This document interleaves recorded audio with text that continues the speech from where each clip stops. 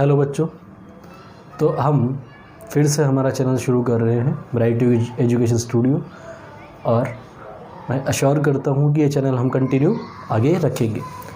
तो हम बहुत ही इम्पोर्टेंट यूनिट आज स्टार्ट करने जा रहे हैं, सेल बायोलॉजी, जो नीट के लिहाज से भी काफ़ी इम्पोर्टेंट है।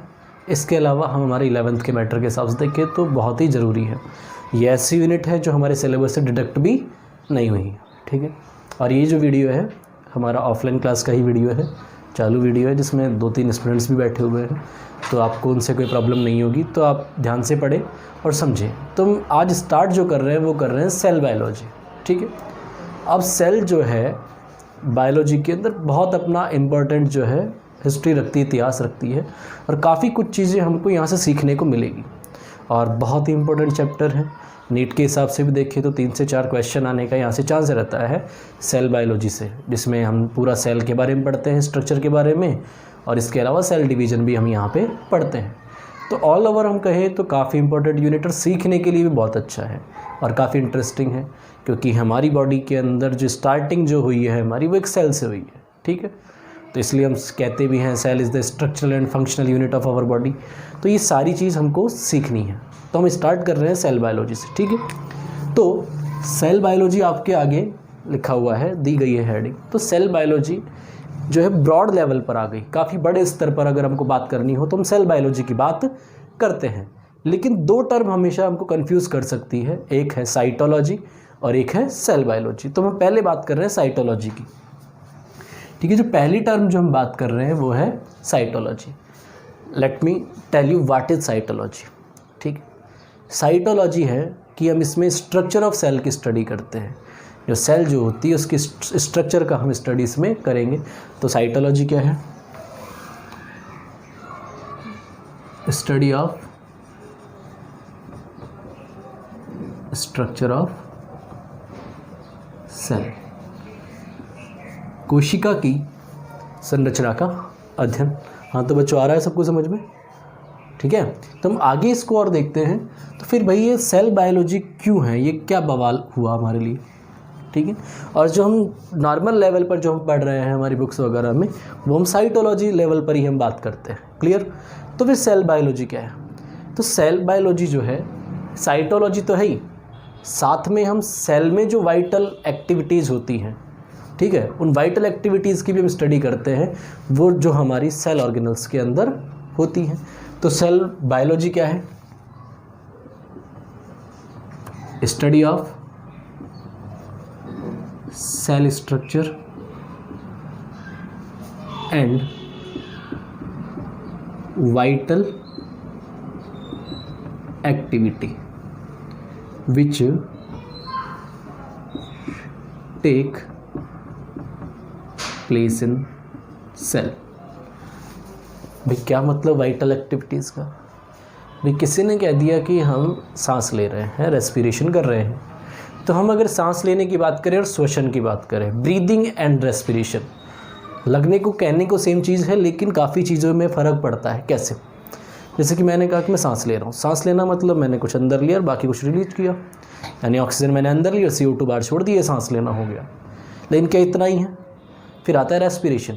रेस्पिरेशन में क्या होता है कि आपकी बॉडी के अंदर ग्लूकोज है या जो भी चीज़ें हैं, उसका आप क्या कर रहे हो, सेलुलर रेस्पिरेशन जो होता है, जो हमारी सेल के अंदर हो रहा है। इसके अलावा आपने सुना हो पावर हाउस ऑफ सेल, किसको कहते हैं अपन? माइटोकॉन्ड्रिया कहते हैं। किसको कहते हैं बेटा? माइटोकॉन्ड्रिया को हम कहते हैं।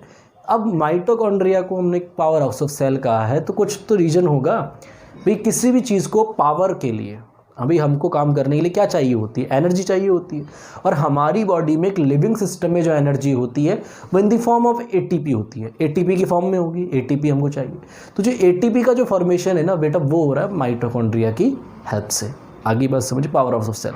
तो ये जो चीज़ें हो रही हैं हमारी सेल में, अलग अलग मेटाबॉलिक एक्टिविटीज़ वगैरह, कुछ हमारे अंदर बन रहा है, कुछ हमारे अंदर टूट रहा है, ये सब कहाँ हो रही है? सेल में हो रही है। और उनको ही हमने क्या नाम दिया है? Vital activity. तो मेरे हिसाब से आपको समझ में आ गया होगा, साइटोलॉजी एक बेस लेवल पर बात कर रहे हैं, और सेल बायोलॉजी हम पूरे बड़े लेवल पे, जिसमें आप बहुत सारी चीज़ें आप पढ़ते हो, ठीक है। फिर हम बात करें फादर ऑफ साइटोलॉजी, ठीक है। बेटा क्या आप बता सकते हो फादर ऑफ साइटोलॉजी कौन है? कौन है बेटा? Robert Hooke. तो फादर ऑफ साइटोलॉजी की हम बात करें तो वो हैं रॉबर्ट हुक। ठीक है, हाँ मैं समझ सकता हूँ आपको याद आ रहा होगा रॉबर्ट हुक के नाम से कुछ ना कुछ, कि रॉबर्ट हुक ने क्या किया था। तो रॉबर्ट हुक के बारे में हम सबको पता है कि रॉबर्ट हुक ने डिस्कवरी ऑफ सेल की थी। क्या की थी बेटा? डिस्कवरी ऑफ सेल की थी। अब उसके बारे में भी हम उसका ब्रीफ अकाउंट थोड़ा पढ़ेंगे, अच्छे से उसको पढ़ने वाले हैं, तो कोई दिक्कत आपको होनी नहीं चाहिए। फिर हम बात करें फादर ऑफ मॉडर्न साइटोलॉजी, कि भाई रॉबर्ट हुक ने जो बता दिया उसके बाद भी कई सारी चीज़ें हुई है, और मॉडर्न साइटोलॉजी में एक बहुत स्पेसिफिक जो रोल रहा है वो रहा है सीपी स्वॉनसन का। किसका रहा है? C P Swanson. कौन है बेटा? C P Swanson, which is the father of modern cytology. फिर आ जाता है फादर ऑफ इंडियन साइटोलॉजी। हाँ आप समझ रहे होंगे एनसीईआरटी में इसको मेंशन नहीं किया गया है, लेकिन फिर भी हम कुछ चीज़ों के बारे में थोड़ा एक्स्ट्रा जान लें, आउट ऑफ द एज चले जाते हैं, आउट ऑफ द बॉक्स चले जाते हैं। 11th जो है बेटा सीखने का है, खूब सीखिए आप इसमें जितना सीख सकते हो, लेकिन मैं आपसे रिक्वेस्ट करूंगा कि एनसीईआरटी आपको लाइन टू लाइन क्लियर होनी चाहिए, हर लाइन का आपको मीन पता होना चाहिए। अब एनसीईआरटी आपको लगता है कि 4 पन्ने में चैप्टर खत्म है, लेकिन बेटा एनसीईआरटी में करना क्या होता है कि जो वर्ड दिया गया है उसके आपको मीनिंग को समझना है, उसको आप ब्रॉड कर सकते हो, आपके पास अगर टाइम है तो सीखिए।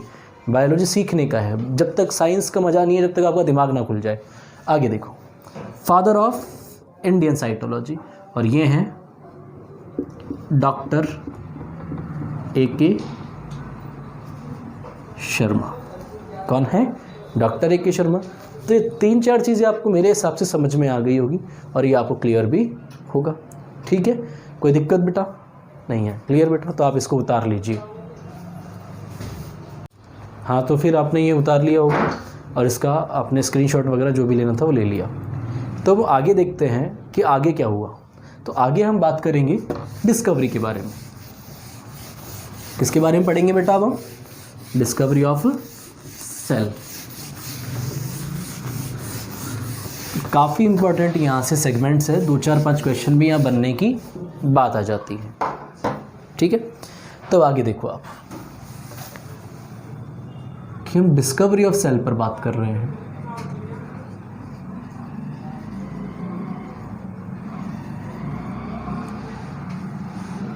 डिस्कवरी ऑफ सेल, और ये क्लियरली मेंशन है हमारी एनसीईआरटी के अंदर कि डिस्कवरी ऑफ सेल में क्या हुआ था। तो डिस्कवरी ऑफ सेल में पहला जो नाम आता है वो है महाशय रॉबर्ट हुक। ठीक है, रॉबर्ट हुक काफ़ी फेमस साइंटिस्ट, काफ़ी इंटेलिजेंट साइंटिस्ट थे, बहुत सारी चीज़ों के बारे में इनको नॉलेज भी थी। इन्होंने जो अपने एक्सपेरिमेंट किए थे वो अपने सेल्फ मेड माइक्रोस्कोप पे किए थे। किस पे किए थे? सेल्फ मेड माइक्रोस्कोप पे। तो हम बात करें रॉबर्ट हुक की, तो ये बात है ऑलमोस्ट 1665 की, 1665 की ये बात है। और इसके बारे में क्या क्या और आपको पता होना चाहिए वो आप समझिए। तो इनके स्टडी मटेरियल की हम बात करें,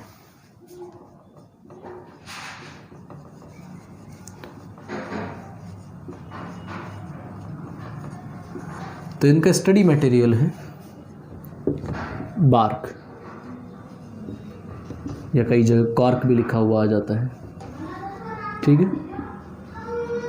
ट्री का हिस्सा लिया है इन्होंने, बार्क ऑफ ट्री। क्लियर, कोई दिक्कत नहीं है। तो बार्क क्या होती है? तो बेटा आपने देखा हो, बेटा नॉर्मल हम अपनी देसी भाषा में बात करते हैं कि पेड़ देखा हो नीम वगैरह का आपने, और बाहर वाला हिस्सा जो होता है सूखा सूखा सा, जिसको आप कह देते हो छोड़ा। कई बार अपन घिस के उसको, नीम वाले को तो फुंसियों वगैरह पे एंटीसेप्टिक एंटीबायोटिक के फॉर्म में लगाते भी हैं, ठीक है, घिस के लगाते हैं, तो उसकी बात कर रहे हैं। तो बार्क ली इन्होंने, और इस बार्क जो ली थी उसका लिया इन्होंने ट्रांसवर्स सेक्शन। ये भी बहुत इंपॉर्टेंट चीज़ है। क्या ले लिया इन्होंने? उसका ट्रांसवर्स सेक्शन। तो कंफ्यूज ना हो, ट्रांसवर्स सेक्शन क्या है, लॉन्गिट्यूडिनल सेक्शन क्या है। फिर ट्रांसवर्स सेक्शन, जैसे कि मान लो मैं एक ब्लॉक की बात कर रहा हूँ, ये अपन ने एक ब्लॉक लिया, अगर मैं इसको इससे सीधा खड़ा काट दूँ तो इसको हम कहेंगे लॉन्गिट्यूडिनल सेक्शन। क्या कहेंगे इसको? Longitudinal section. और अगर मैं इस तरीके से काट दूं तो इसको हम कहेंगे ट्रांसवर्स सेक्शन। ठीक है। अब हिंदी मीडियम वाले अगर बच्चे पढ़ रहे हैं तो ट्रांसवर्स सेक्शन का मतलब है अनुप्रस्थ काट। और दो चार जो चीज़ें आपको पता होना, साइटोलॉजी वगैरह, वो सब आप हिंदी इंग्लिश कॉमन है। यहाँ बात करें रॉबर्ट हुक का नाम आप चाहे हिंदी में ले लीजिए चाहे इंग्लिश में ले लीजिए, सेम रहना है। 1665, कोई दिक्कत नहीं है। और इनकी अध्ययन सामग्री क्या थी? बार्क या कॉर्क, जिसको हम कहते हैं छाल। ठीक है, छाल ली थी इन्होंने वृक्ष की, और उसका ट्रांसफर सेक्शन लिया, अनुप्रस्थ काट ली। और अनुप्रस्थ काट लेने के बाद इन्होंने उस चीज़ को किस में देखा? ऑब्जर्वेशन। किस में किया था इन्होंने? In self made microscope. क्या ऋषि बेटा? किसमें? जो खुद का बनाया हुआ माइक्रोस्कोप था, यानी स्वनिर्मित सूक्ष्मदर्शी में इन्होंने ऑब्जर्वेशन परीक्षण किया है। मैं देखा, और हमारे पास जो रिजल्ट परीक्षण जो आया और ऑब्जर्वेशन जो आया, तो उन्होंने क्या देखा कि इसके अंदर क्या थे? होलो स्पेसेस थे। किसके जैसे? मधुमक्खी के छत्ते के जैसे। हेक्सागोनल स्ट्रक्चर दिखी। कैसी दिखी इसको? हेक्सागोनल, ऐसे स्ट्रक्चर्स इनको दिखी। इस तरह की स्ट्रक्चर इन्होंने देखी। आगे बात समझ में। अब ये जो स्ट्रक्चर जो इन्होंने देखी, इस स्ट्रक्चर के लिए नाम क्या दिया गया? सेल्यूला। क्या नाम दिया गया बेटा? सेल्यूला। और ये जो स्ट्रक्चर जो दिखी वो किसके समान थी? Honey comb like. आपने मधुमक्खी का छत्ता देखा हो, उसके समान दिखाई दिया ये। ठीक है, किसके समान दिखा? मधुमक्खी के छत्ते के समान ये दिखाई दिया। फिर सेल्यूला बेटा, हिंदी के लिए भी यही कॉमन वर्ड आप यूज़ करोगे। ये आपको बात करती सेल्यूला की। ठीक है। अब सेल्यूला जो है ये क्या है? एक ग्रीक वर्ड है, एक ग्रीक शब्द है। ठीक है। और ग्रीक वर्ड है जिसका मीन होता है होलो स्पेस। क्या होता है इसका मीन? होलो स्पेस। होलो यानी खाली, स्पेस यानी जगह। क्योंकि उनको जो दिख रहा था वो जगह थी, खाली जगह थी। अब बेटा सेल के अंदर आपको लगता है कि खाली जगह होती होगी? भाई सेल अगर होगी तो उसके अंदर साइटोप्लाज्म होगा, उसके अंदर क्लोरोप्लास्ट, हरित लवक वगैरह सेल ऑर्गेनल्स जो भी माइटोकॉन्ड्रिया वगैरह होंगे, लेकिन वो खाली दिख रही है। क्योंकि बेटा आपने देखा हो वृक्ष की जो छाल है वो सिकुड़ी हुई सी होती है, खुरदुरी सी होती है, क्योंकि वो डेड हो चुकी होती है। क्या हो चुकी होती है? डेड, वो मृत हो चुकी होती है, मृत थी। और वास्तव में जिन्होंने खोजा था ना, वो थी सेल वॉल। क्या थी बेटा? वो सेल वॉल। तो उसको सेल वॉल की डिस्कवरी कहेंगे। लेकिन सेल वॉल भी किसका कंपोनेंट है? घटक किसका है? सेल का है। तो इसलिए हम इसको सेल की डिस्कवरी में ही मानते हैं। तो कोशिका खोज किसने की? रॉबर्ट हुक ने। क्या समझ में आया बेटा? सेल की डिस्कवरी किसने की है? रॉबर्ट हुक ने। उनका स्टडी मटेरियल क्या था? ट्री की बारक ली थी। और सेक्शन कौन सा लिया उन्होंने? ट्रांसवर्स। तो कोई दिक्कत नहीं। और ऑब्जर्वेशन तो सेल्यूला हुआ। और इस सेल्यूला होलो स्पेस से ही निकलकर एक टर्म आ गई जिसको हम आजकल क्या कहते हैं? सेल, कोशिका। ठीक है। आगे बात। फिर हमने देखा कि भाई इसमें सेल तो नहीं थी, लिविंग सेल ये नहीं थी। तो ये डिस्कवरी किसकी थी? तो ये जो खोजी गई जो सेल थी ना बेटा, जो डिस्कवर्ड जो सेल थी वो कैसी थी? डेड सेल थी। कैसी थी? डेड सेल, यानी मृत कोशिका थी। क्लियर हो गई ये बात? और एक्चुअल में जो यहाँ पे डिस्कवरी हुई है वो किसकी डिस्कवरी थी? सेल वॉल की डिस्कवरी। तो यदि क्वेश्चन आ जाए, प्रश्न आ जाए कि कोशिका भित्ति को या सेल वॉल को किसने डिस्कवर किया, तो रॉबर्ट हुक ने किया। सेल को किसने डिस्कवर किया? तो रॉबर्ट हुक ने किया। आगे बात समझ में। और इन्होंने जो भी अपने एक्सपेरिमेंट किए उसको एक बुक में लिखा जिसका नाम था माइक्रोग्राफिया। क्या था उस बुक का नाम? माइक्रोग्राफिया उस बुक का नाम था। तो क्लियर हो गया। तो यहाँ तक बेटा आप इसका स्क्रीनशॉट ले लीजिए, इसको उतार लीजिए फटाफट से, ताकि हम आगे अपने टॉपिक पे बढ़ेंगे। वहीं से तो देखो आपने इसका स्क्रीनशॉट ले लिया है, उतार लिया, तब हम आगे कुछ और पढ़ते हैं। तो आपके मन में प्रश्न ये रहेगा हमेशा कि ये अगर डेड सेल थी तो लिविंग सेल कौन डिस्कवर कर रहा है? ठीक है, कि लिविंग सेल की डिस्कवरी किसने की? तो लिविंग सेल की डिस्कवरी पे अपन आते हैं। बहुत इजी सी बात है, कोई खास उन्होंने तगड़ी चीज़ बताई नहीं है, लेकिन अपन को समझना ज़रूरी है। और बहुत जाने माने साइंटिस्ट हैं वो, जिनका नाम आपने शायद सुना हो, एंटनी वॉन ल्यूवेनहॉक। ठीक है, तो अपने पास आती है दूसरी चीज़, दूसरा नाम आता है एंटनी वॉन ल्यूवेनहॉक। तो ल्यूवेनहॉक की मीनिंग पर ना जाए, अलग अलग जगह अलग अलग मिल जाएगी। तो कौन थे? ल्यूवेनहॉक दूसरे साइंटिस्ट की बात कर रहा हूँ। ठीक, तो इन्होंने क्या किया है? डिस्कवरी ऑफ लिविंग सेल, यानी इन्होंने किसको खोजा है बेटा? जीवित कोशिका। ठीक है, इन्होंने जीवित कोशिका खोजा और इन्होंने भी सेल्फ मेड माइक्रोस्कोप बनाया है। ठीक है, तो ये क्या कर रहे थे? ये स्टडी कर रहे थे, जैसे कि इनका स्टडी मटेरियल रहा है मड वाटर, कीचड़ का पानी आप मान लीजिए, इसके अलावा स्पर्म, इसके अलावा प्रोटोजोआ और हमारे बैक्टीरिया, ये सब चीज़ों पर वो स्टडी कर रहे थे, ऐसी चीज़ों पर। ठीक है, ऐसी चीज़ों को निरंतर पढ़े जा रहे हैं, कंप्लीट उनकी स्टडी है।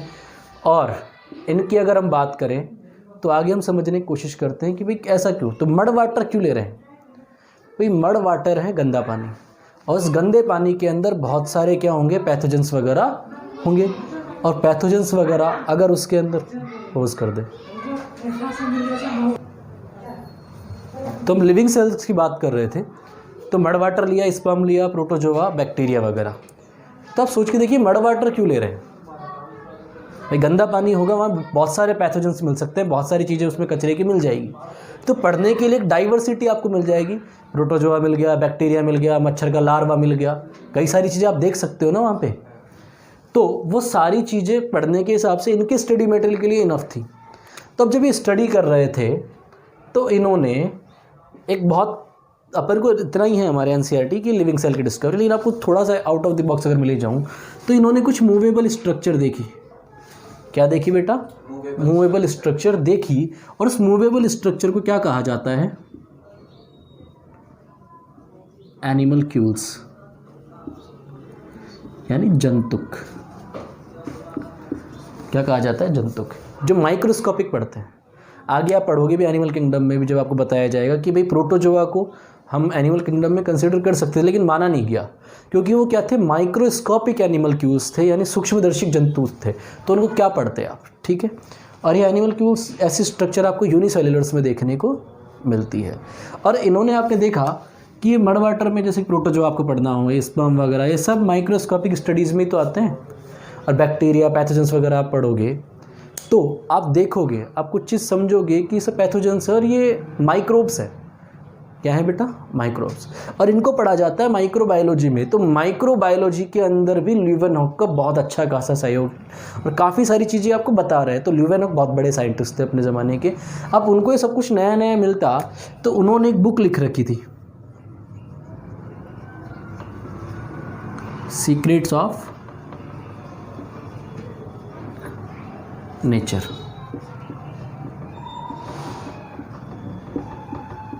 प्रकृति का रहस्य। तो ये ल्यूवेनहॉक ने अपनी डिस्कवरी करी। इन्होंने भी अपना स्टडी मटेरियल में सूक्ष्मदर्शी जो था उसको काफ़ी महत्व दिया, खुद का बनाया होगा सेल्फ मेड माइक्रोस्कोप जो है। क्लियर? फिर हम अब ये डिस्कवरी होगी लिविंग सेल्स की, और ये लिविंग सेल में भी डिस्कवरी किसकी थी? एक्चुअल में जो माना जाता है वो एनिमल सेल थी प्रोटोजोआ को अगर माने तो, ठीक है, वरना बैक्टीरिया वगैरह पढ़े हैं तो आप इसमें कंक्लूजन आप नहीं निकाल पाओगे। कई बुक्स ये कहती है कि जो प्लांट जो है, प्लांट सेल जो है उसकी डिस्कवरी शायद मिल्पी एन ग्रू ने की हो, क्योंकि प्लांट टिश्यू के अंदर बहुत बड़ा नाम है तो शायद उन्होंने कर दी। तो ऐसा सिर्फ एक मानना चला रहा है। अभी कन्फ्यूजन पे आप हमेशा टिके रहोगे, लेकिन आपको इतना पता हो गया लिविंग सेल को अगर डिस्कवर करना हो तो लिवेन होग, और अगर कुछ भी नहीं दे रखा हो कि भाई सेल की खोज किसने की, कोशिका किसने खोजा, तो आप क्या बताओगे, हमारे रॉबर्ट हुक साहब ने उसको खोजा है, ठीक है। फिर मैंने एक चीज़ के बारे में बात कर लूँ मैं आपसे, कुछ मेन साइंटिस्ट की मैं बात कर रहा हूँ कि जैसे कि मैंने बात कर रहा हूँ अभी पुरकिंजे, किसकी बात कर रहा हूँ मैं, पुरकिंजे की मैं बात कर रहा हूँ, ठीक है। पुरकिंजे की बात मैं क्यों कर रहा हूँ, तो पुरकिंजे ने एक वर्ड दिया था प्रोटोप्लाज्म।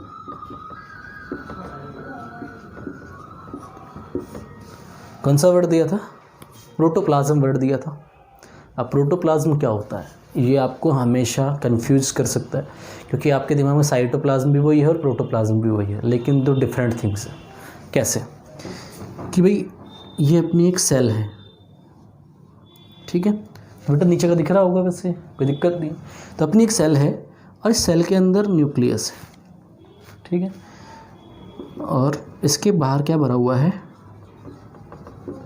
साइटोप्लाज्म, और इसके अंदर जो न्यूक्लियोप्लाज्म। तो यानी आप यूँ कह सकते हो कि एक सेल के अंदर जो पूरा फ्लूइड है ना वो प्रोटोप्लाज्म है। क्या है वो, प्रोटोप्लाज्म, और सेल मेम्ब्रेन प्रोटोप्लाज्म को कवर करके रख रही है। क्लियर हो गई यहाँ तक बात। तो ये प्रोटोप्लाज्म वर्ड किसने दिया था, पुरकिंजे ने दिया था। और इसके साथ साथ ही मैं एक चीज़ बता रहा हूँ और उनका नाम मैं लिख रहा हूँ,